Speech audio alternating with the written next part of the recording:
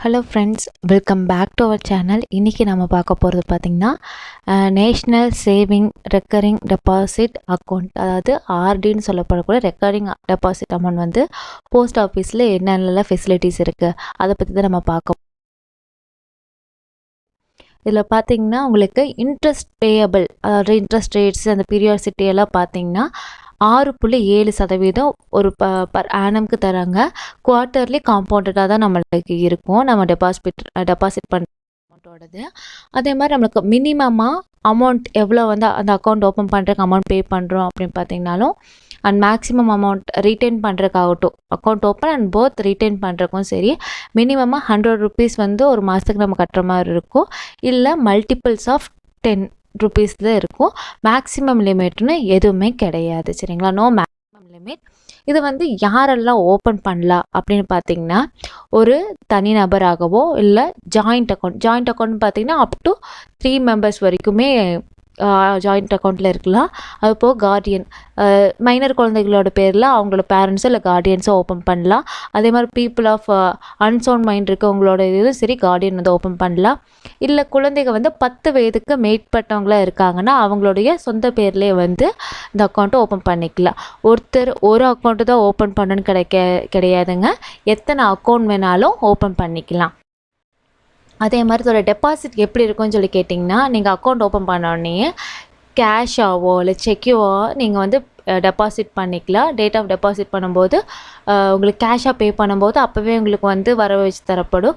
இதுவே நீங்கள் செக்கு கொடுக்குற மாதிரி இருந்துச்சுன்னா அந்த கிளியரன்ஸ் டேட் வந்ததுக்கப்புறம் உங்களுக்கு வந்து வரவு வைத்து தரப்படும், சரிங்களா? அதே மாதிரி மினிமம் அமௌண்ட்டுன்னு சொல்லி பார்த்தீங்கன்னா ஒரு மாதத்துக்கு நீங்கள் 100 ரூபாயிலேருந்து நீங்கள் டெபாசிட் பண்ணலாம். அதே மாதிரி மினிமம் மல்டிபிள்ஸ் பார்த்தீங்கன்னா 10 ரூபாயிலேருந்து 10 ரூபான்னு எச்சு பண்ணி நம்ம 110 ரூபா 100 அந்த மாதிரி மல்டிபிள்ஸ் ஆஃப் 10ல் கூட நாம் வந்து அமௌண்ட்டு டெபாசிட் பண்ணலாம். இதோட சப்சிக்யூட்டன்ஸ் டெபாசிட் அதாவது என்னென்னு கேட்டிங்கன்னா, இப்போ நீங்கள் ஒரு அக்கௌண்ட் ஓப்பன் பண்ணியிருக்கீங்க, அதாவது ஆர்டி அக்கௌண்ட் வந்து இப்போ ஃபார் எக்ஸாம்பிள் 13ஆம் தேதி வந்து நீங்கள் அக்கௌண்ட் ஓப்பன் பண்ணியிருக்கீங்க. இப்போ 100 ரூபாய்க்கு நீங்கள் அக்கௌண்ட் ஓப்பன் பண்ணியிருக்கீங்கன்னா அடுத்த மாதம், அதாவது இந்த 15ஆம் தேதிக்குள்ளே ஓப்பன் பண்ணுறவங்க அந்த 15ஆம் தேதிக்குள்ளே தான் அடுத்த மாதத்தையும் கட்டணும். அதுவே வந்து நான் 15ஆம் தேதிக்கு மேலே, அதாவது 16லேருந்து 31ஆம் தேதிக்குள்ளே நீங்கள் அந்த அக்கௌண்ட் ஓப்பன் பண்ணுறதா இருந்துச்சுன்னா அடுத்த மாதம் அந்த சப்சிக்வென்ஸுக்குள்ளே தான் நீங்கள் கட்டுற மாதிரி இருக்கும், சரிங்களா?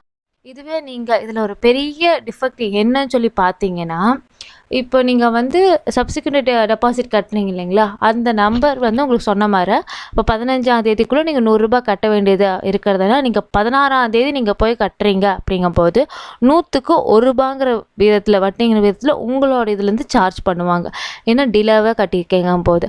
இதுவே நீங்கள் 16 to 31 கட்டுறதுக்கு அந்த மாதம் கட்டாமல் நெக்ஸ்ட் மந்த் கட்டுறீங்கும் போது அந்த 101 அடுத்த மாதம் கட்டும்போது 101 ரூபாய் கட்டணும். அது போக அந்த மந்தோடதும் சேர்த்து நீங்கள் பே பண்ணுற மாதிரி இருக்கும்.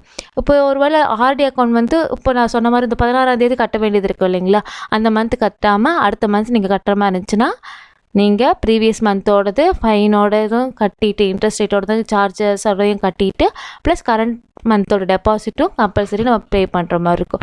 ஒருவேளை இந்த மாதிரி டிஃபெக்ட்டுன்னு சொல்லி சொல்லுவாங்க இந்த மாதிரி பே பண்ணுறத.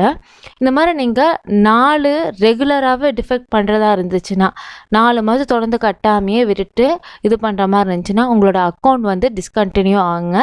இது வந்து நீங்கள் வித்தின் 2 மந்த்ஸ்க்குள்ளே நீங்கள் ரிட்ரைவ் பண்ணிக்கலாம். அந்த ரிட்ரைவ் பண்ணுற பீரியடுக்கும் பார்த்தீங்கன்னா உங்களுக்கு 2 மந்த்ஸ் அந்த அமௌண்ட்டும் சேர்த்து தான் நீங்கள் பே பண்ணுற மாதிரி இருக்கும்.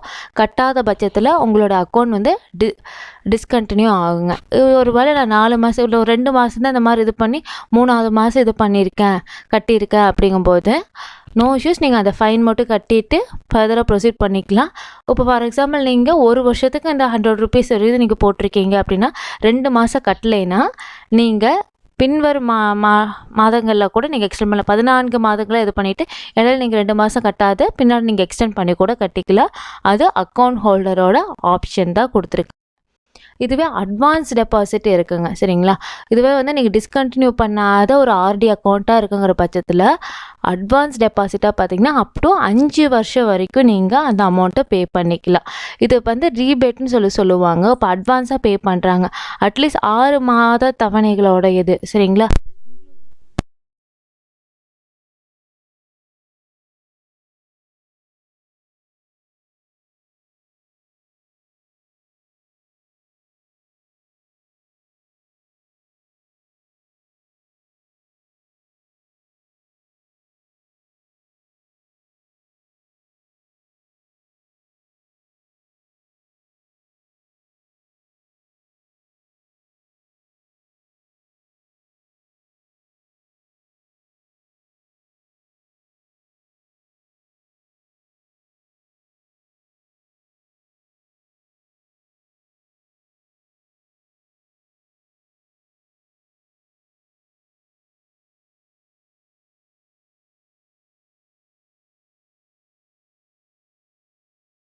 அதே மாதிரி லோன் ஃபெசிலிட்டி இதில் வந்து உங்களுக்கு கொடுக்குறாங்க. நீங்கள் வந்து டிஸ்கண்டினியூ பண்ணாமல் கண்டினியூவாக உங்கள் அக்கௌண்ட்டில் 12 மாதங்கள் வந்து நீங்கள் டெபாசிட் பண்ணியிருக்கீங்க, 1 மாதம் பண்ணியிருக்கீங்கிற பட்சத்தில் உங்களுக்கு 50% வந்து பேலன்ஸ் வந்து உங்களுக்கு உங்களுடைய அக்கௌண்ட்டில் கிரெடிட் ஆகும். இதில் நான் அக்கௌண்ட் நான் மென்ஷன் பண்ணுறதில் என்னென்னு பார்த்தீங்கன்னா, உங்களோட வட்டி விகிதம் எல்லாமே பார்த்தீங்கன்னா உங்களோட மெச்சூரிட்டி தொகை, முதிர்வு தொகை எல்லாமே இந்த ஆர்டியோட அக்கௌண்ட் க்ளோஸ் பண்ணக்கப்புறமா உங்களோட சேவிங் பேங்க் அக்கௌண்ட் இருக்குது இல்லைங்களா, போஸ்ட் ஆஃபீஸ், அதில் தான் வந்து உங்களுக்கு வரவு வைத்து தரப்படும். இந்த சேவிங் பேங்க் இருக்குது இல்லைங்களா, போஸ்ட் ஆஃபீஸ் சேவிங் அக்கௌண்ட்டை பற்றி நம்ம தனியாக ஒரு வீடியோ போட்டிருக்கோம். அதை நான் டிஸ்கிரிப்ஷன்லேயும் கொடுத்துருக்கேன், போய் பாருங்கள். அது போய் எண்ட் ஆஃப் த ஸ்க்ரீன்லேயும் வரும் பாருங்கள். அதில் தான் உங்களுக்கு வரவு வைத்து தரப்படும். ஸோ சேவிங் அக்கௌண்ட்டை நீங்கள் ஓப்பன் பண்ணிவிட்டு தான் நீங்கள் ஃபர்தர் எதுவுமே ப்ரொசீட் பண்ண முடியும். சரிங்களா? அதே மாதிரி இந்த லோனை வந்து நீங்கள் ரீபே பண்ணுறதா இருந்துச்சுன்னா, திருப்பி கட்டுறதா இருந்தால் உங்கள்கிட்ட லம்சமாக காசு கிடச்சினா அப்போவும் நீங்கள் கட்டல, இல்லை மாதமே நான் கொஞ்சம் கொஞ்சம் கட்டுறதா இருந்தாலும் நீங்கள் கட்டிக்கலாம். அந்த ஆப்ஷனும் இருக்குது. இந்த லோனுக்கு பார்த்தீங்கன்னா வட்டி விகிதம் வந்து 2%. அது போக ஆர்டிக்கு என்ன வட்டி விகிதம் உங்களுக்கு போட்டிருக்காங்களோ அதுவும் உங்களுக்கு அப்ளிகபிள் ஆகும். இன்ட்ரெஸ்ட் பார்த்தீங்கன்னா நீங்கள் எப்போ இருந்து அந்த அமௌண்ட்டை வந்து வித்ட்ரா பண்ணீங்களோ அப்போ இருந்து உங்களுடைய ரீபே பண்ண நீங்கள் திருப்பி கட்டக்கூடிய டேட் வரைக்குமே வட்டி வந்து கால்குலேட் பண்ணுவாங்க. சரிங்களா? இன்கேஸ் வந்து நீங்கள் லோன் கட்டாமல் விட்டுட்டீங்க அப்படிங்கும்போது உங்களோட முதிர்வு தொகையிலிருந்து அந்த லோன் அமௌண்ட் ப்ளஸ் அதுக்குரிய வட்டி வீதம் ரெண்டுத்தையுமே வந்து உங்களோட அக்கௌண்ட்லேருந்து எடுத்துக்குவாங்க. சரிங்களா? அதுக்குரிய லோனுக்குரிய தனியான அப்ளிகேஷன் ஃபார்ம் இருக்கும். அதை எடுத்துகிட்டு போய் நம்ம பாஸ்புக்கோடு சேர்த்து அந்த கன்சர்ன் போஸ்ட் ஆஃபீஸில் செக் பண்ணிக்கலாம். சரிங்களா? வாங்கி ஃபில் பண்ணி கொடுத்துக்கலாம். ப்ரீமெச்சூர் க்ளோசர், அதாவது அந்த காலக்கெடு முடியறதுக்கு முன்னாடி, ஃபார் எக்ஸாம்பிள் இப்போ நான் 5 வருஷத்துக்கு போட்டிருக்கேன், ஆர்டி போட்டிருக்கேங்கும் போது நான் 3 வருஷம் முடிஞ்சோடனே எடுத்துக்கலாமா? கண்டிப்பாக நீங்கள் எடுத்துக்கலாம். சரிங்களா? அதுக்குரிய கன்சர்ன் அப்ளிகேஷன் ஃபார்ம் இருக்கும் போஸ்ட் ஆஃபீஸில். அதை நாம் வாங்கி ஃபில் பண்ணி சப்மிட் பண்ணும்போது நம்மளுக்கு கிடைக்க வரும். சரிங்களா? அதே மாதிரி நம்மளோட போஸ்ட் ஆஃபீஸ் சேவிங் அக்கௌண்ட்டோட இன்ட்ரெஸ்ட் ரேட்டும் பார்த்திங்கன்னா ப்ரீமெச்சூர் ஈவன் நீங்கள் ஒரு நாள் முன்னாடி வரைக்கும் நீங்கள் முதிர்வு தொகைக்கு முன்னாடி வரைக்கும் ஒரு நாள் முன்னாடி நீங்கள் எடுத்தாலும் கூட அதுக்கு முதற்கொண்டு உங்களுக்கு வட்டி வீதம் வந்து அப்ளிகபிள் ஆகும்.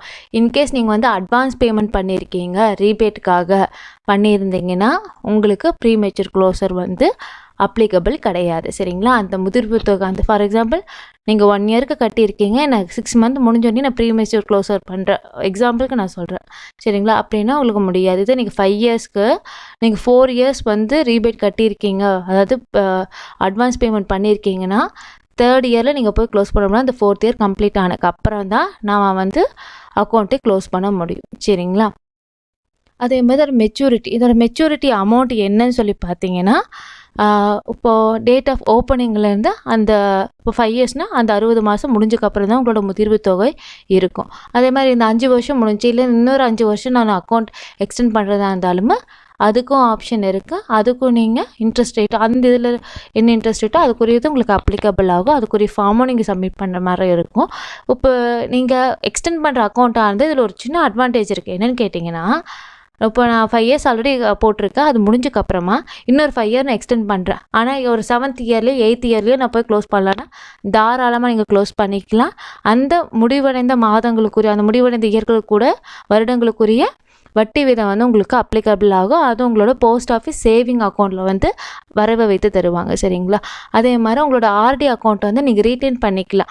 டேட் ஆஃப் மெச்சூரிட்டி நீங்கள் டெபாசிட்டே எதுவும் பண்ணலங்கிற பட்சத்தில் நான் வந்து 5 இயர்ஸில் வந்து ஒரு 4-5 தவணை வந்து மிஸ் ஆகிருக்கு, பரவாயில்ல இதாக இருந்தாலும் கூட நீங்கள் அதை ரிட்டைன் பண்ணிவிட்டு யூஸ் பண்ணிக்க முடியும். சரிங்களா? இப்போ இன்கேஸ் வந்து அக்கௌண்ட் ஹோல்டர் வந்து இறந்துட்டாரு அப்படிங்கிற பட்சத்தில் பார்த்தீங்கன்னா நீங்கள் அந்த கன்சர்ன் ஃபார்மை சப்மிட் பண்ணிவிட்டு என்ன அக்கௌண்ட் அவர் என்ன அமௌண்ட் பே பண்ணியிருக்காங்க, எலிஜிபிள் அமௌண்ட் இருக்கோ அதை நீங்கள் கிளைம் பண்ணிக்கலாம். இல்லை நான் வந்து கண்டினியூ பண்ணுறேன், ஃபார் எக்ஸாம்பிள் வந்து லீகல் ஹையர்ஸ் யாராவது நாமினி யாராச்சும் இருந்தாங்கன்னா நான் வந்து அவங்க பேலன்ஸ் இருக்கக்கூடிய மந்த்து நான் கண்டினியூ பண்ணுறனாலும் அந்த கன்சர்ன் அப்ளிகேஷன் ஃபார்மை சப்மிட் பண்ணிவிட்டு நீங்கள் வந்து அக்கௌண்ட்டில் அப்புறம் ஆர்டி அக்கௌண்ட் வந்து கண்டினியூ பண்ணிக்கலாம். சரிங்களா? இப்போ வரைக்கும் நம்ம இருக்கக்கூடியது பார்த்திங்கன்னா national savings recurring deposit account rules number 2019 தான் போயிட்டுருக்கு. அதுக்குரிய ஃபார்ம்ஸும் வந்து ஆன்லைன்லேயே அவைலபிளாக இருக்குது. பக்கத்தில் இருக்கக்கூடிய போஸ்ட் ஆஃபீஸ் போனீங்கன்னா அதுக்குரியதும் உங்களுக்கு அவைலபிளாகவும் இருக்குது. கண்டிப்பாக இந்த இன்ஃபர்மேஷன் வந்து உங்களுக்கு யூஸ்ஃபுல்லாக இருக்கும்னு நம்புகிறேன். மணி சேவிங் டிப்ஸோடது நிறைய நம்ம போட்டிருக்கோம். என்னென்ன அக்கௌண்ட்ஸ் எல்லாம் சேவிங் அக்கௌண்ட்ஸ் எல்லாம் இருக்குதுன்னு நான் போட்டுட்ருக்கேன். கண்டிப்பாக உங்களுக்கு பிடிச்சிருக்கு நம்புகிறேன். தேங்க்ஸ் ஃபார் வாட்சிங். சப்ஸ்கிரைப் பண்ணிவிட்டு சப்போர்ட் பண்ணுங்கள். மறக்காமல் ஷேர் பண்ணுங்கள். Share with your friends. Share your happiness. Thank you.